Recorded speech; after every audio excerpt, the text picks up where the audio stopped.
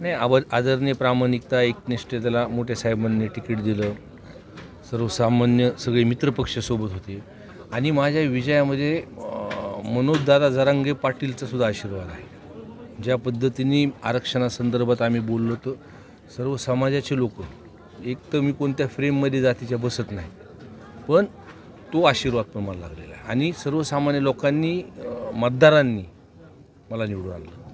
नाही, सुरुवातीपासून ह्या गोष्टीकडं मी लक्षच दिलं नाही. ह्या 5 वर्षामध्ये ज्या पद्धतीने काम केलं रस्त्यावर उतरून किंवा लोकांपर्यंत शेवटच्यापर्यंत आम्ही तिथं पोचलो आणि त्याच्यामुळं बघा ना, एकीकडं समोर एवढी मोठी ताकद असताना आणि आम्ही सर्वजण इथं उभे आहेत, सगळे तरुण मुलं आहोत आणि मॅनेजमेंटचं जे जिल्ह्यामध्ये राजकारण चालतं ते बिलकुल चाललं नाही इथे.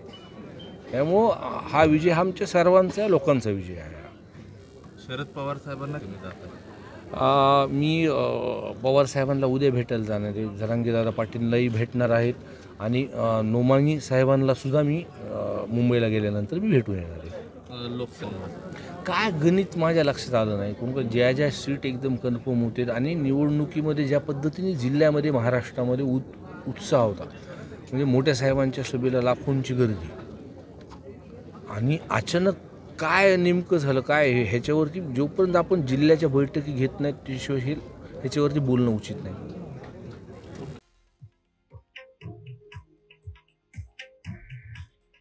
हे आहे देशातील नंबर 1 न्यूज नेटवर्क आणि आपण पाहत आहात TV9 मराठी.